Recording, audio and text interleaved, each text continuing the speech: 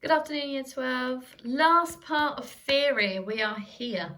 So theory and methods will be completed after this PowerPoint. There's a lot of it, unfortunately. Lots to get through for this section, but then we are finished. I want to make sure that I've uploaded the textbook for each of the sections on theory for you to read extra revisions. You can go away and make some extra notes on that because there's some really good bits of AO2 in there, some really good articles that you can use. And if you're someone like me who really likes looking through a textbook because it's in front of you and you can make notes from it, then I will double check that they are all uploaded and that you've had a look at that as well. So, quick recap quiz then, just to interleave previous content. 4 here, so we've got education, family, we've got theory and then methods there for you to look at. Pause this, guide your revision if you aren't sure. And then these are the answers there if you weren't sure.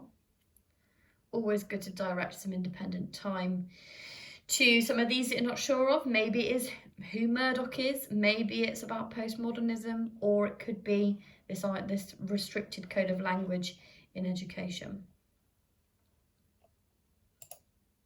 So, last section then is the relationship between theory and methods. So I've left this till last. On the spec, it kind of wants you to do it third to last, but I think it makes sense to do it right at the end so that you can embed what you've learned from theory, what you know as from research methods, and sort of acquire which method goes with what theory.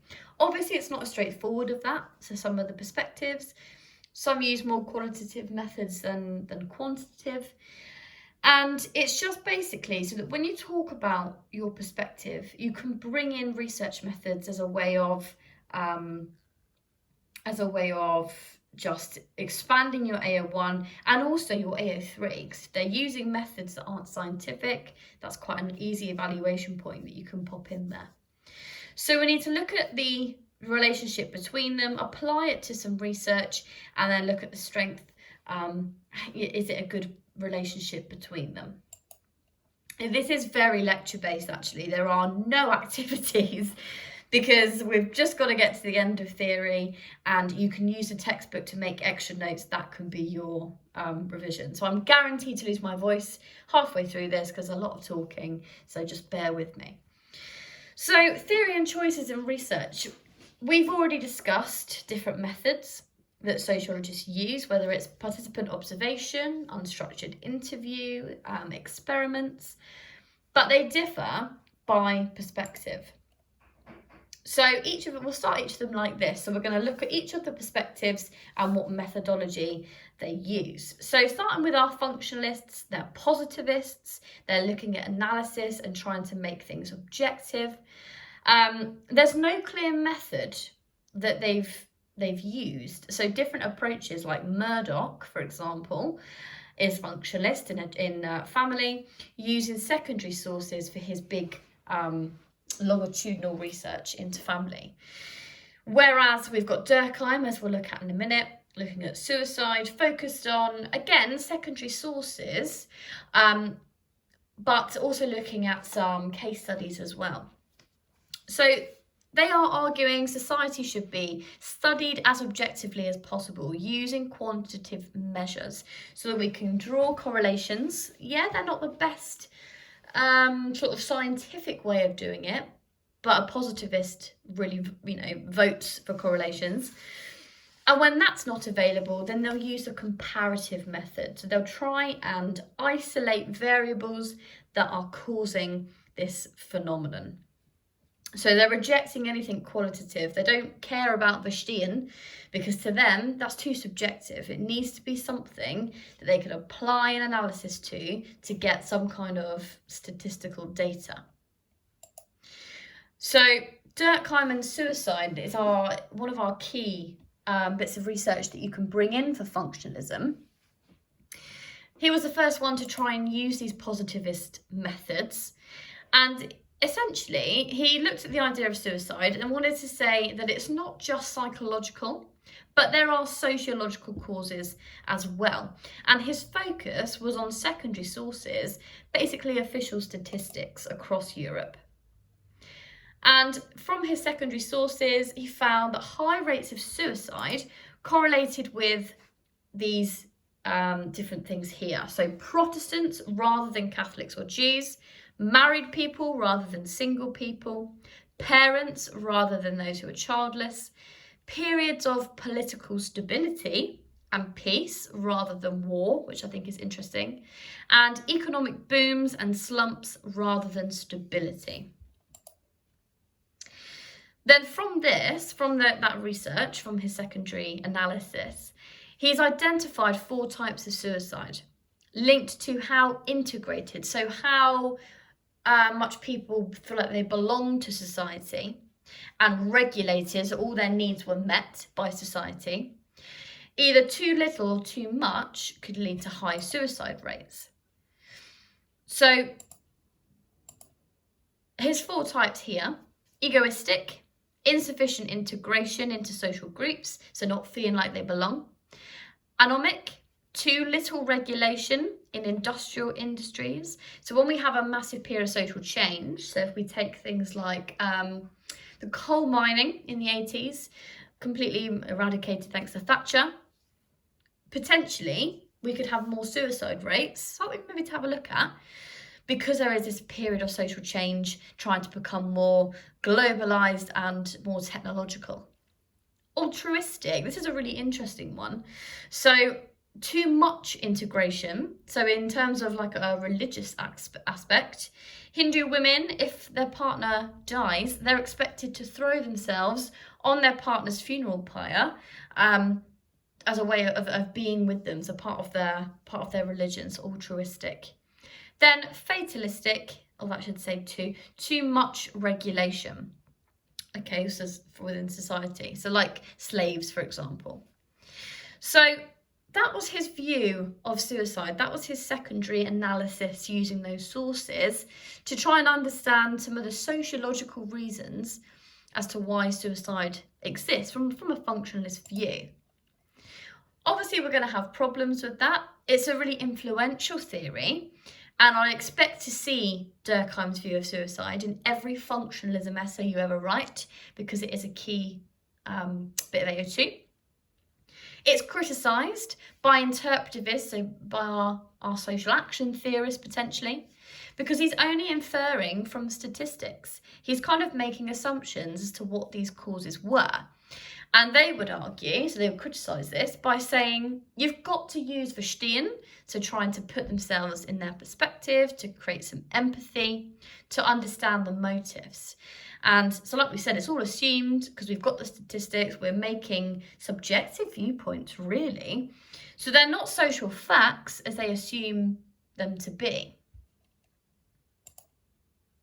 So from functionalism to interpretivism and social action, we've got Bloomer and Mead looking at symbolic interactionism, and it's associated with those qualitative methods, in-depth interviews, unstructured.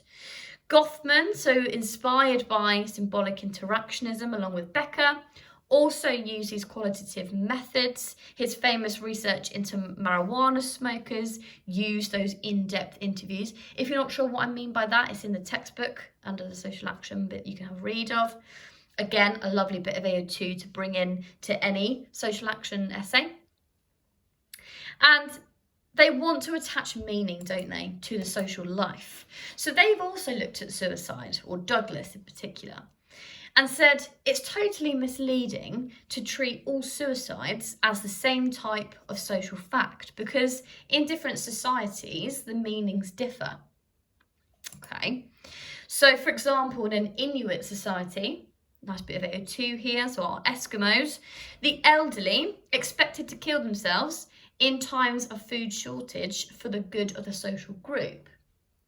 So this is where it kind of contradicts itself, because you could argue that fits into Durkheim's altruistic form of suicide. But they're saying this is an interpretivist way of looking at it. This is because we've spoke to them, and this is part of the meaning that they've attached to it. So from this view, then our statistics can't reveal the meaning. Okay, we have to really get into grips with the group.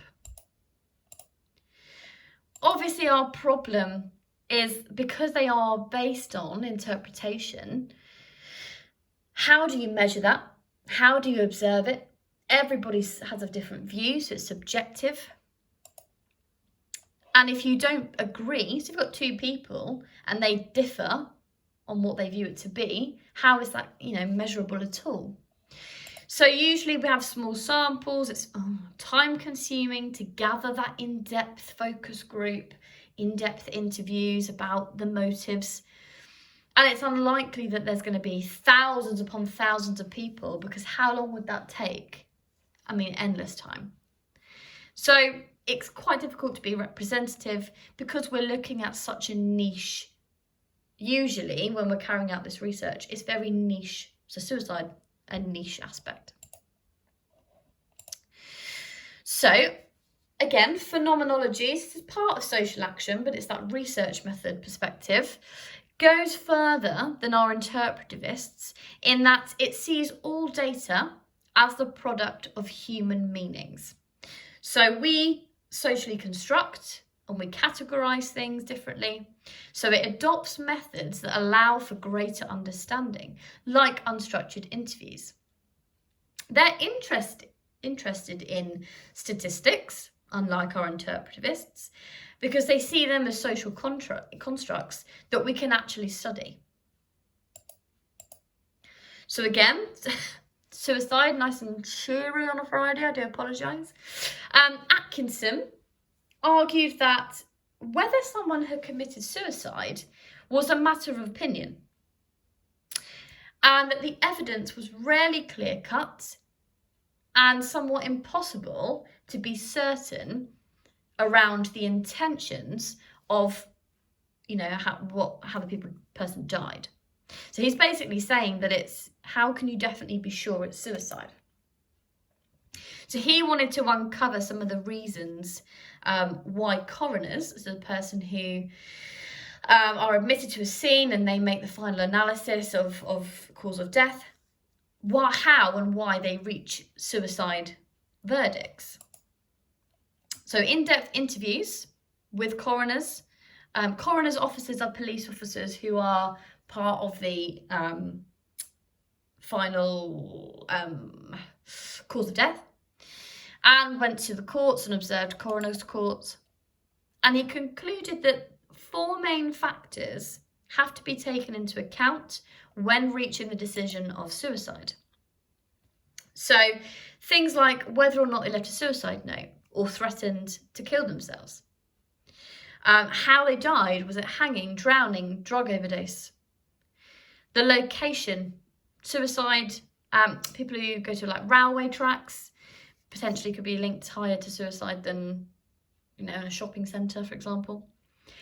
And things like history of mental illness, disturbed childhood, what their background was like. So I think this is a really fascinating bit of research, because we are in depth with the coroners who are making that decision, and there's a whole host of things that we have to take into account.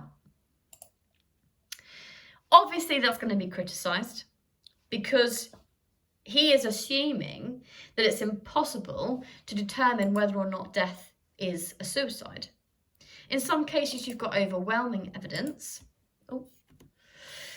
So the approach is relativistic, so seeing all the knowledge as a matter of opinion, which, if you've got an overwhelming amount of evidence, it's quite difficult to make that assumption. Okay, I told you we're going through this, we've got a couple more to look at. So, critical sociology, and we'll look at critical sociology a little bit more in year 13, in crime. But basically, it refers to our approaches that regard society as being oppressive and exploitive. So the ones that we think of instantly: Marxism, neo-Marx, feminism, anti-racism, theories of sexual oppression. What they have in common is they want social change, critical of any official stats because they think that they've been manipulated by the powerful, which is a very interesting argument there. And no common method is used except in feminism, which we'll look at in a minute. So our conflict theories are also an aspect of critical sociology. Now, Harvey believes that critical social research does have certain common features. So it has a belief that the social world is distorted by the powerful, whether that is capitalism or men in a patriarchal society. Interested in the big substructures that produce inequality or maintain it. And critical social science is different to the view of positivists because they use a whole range of methods. So when they're looking at exploited groups, they're more likely to use qualitative methods to interview them as to what they think. So because the range of methods is widely used, it's likely that we're going to have some practical and ethical factors involved in it. If we think back to Perver. So Marxism is a critical social science perspective. They often use official statistics, things like on income and wealth. Don't always focus on social structures. If we think to our neo-Marx, Willis, who's looking at, in education, the lads' day-by-day analysis of, why they create anti-school subcultures. So it's not always on big superstructures, but also things happen within them or apart from them. Now, they've also looked at suicide. Doriath looked at the suicide rate in young men in Canada. 32 Canadian men, 14 to 25, who attempted suicide at least once. Interview method was used, and they found that those who most of the attempts could be related to the individuals being regarded as gay or effeminate. He also then looked at statistics as well to create a more wider pattern and found suicide 6 to 16 times higher among gay men than heterosexual men. So there's an argument there, sociologically, that ideas of masculinity and oppressive features of Western society needs to be explored. Okay, so it takes it a bit further, critical social science, which I think is fascinating. So those ideas of masculinity, how does that impact on, evidence of suicide rate? Problems with the critical social science, though, it's lacking objectivity. Positivists see it as based on ideologies of those who support them. Whatever the research, our Marxists are always going to look at class differences and find class differences. And our feminists are always going to find patriarchal differences. So it's kind of like, it's quite biased because they know or they're interested in something. Therefore, they kind of seek it out. So that's how it's criticised. So feminism is a critical social science, but they have different methods. Starting with feminist interviewing. So Oakley, when you have, and I think I've given you a bank of research that you can use for your 10 markers in research methods. Obviously, you can use PET, practical, ethical, theoretical, but you do get a couple of marks for AO2. So you want to be talking about some research that backs it up. And Oakley is a really good one to use for interviews. So arguing that a dominant masculine model of interviewing was used. Therefore, we don't have a reliable rapport between interviewer and interviewee.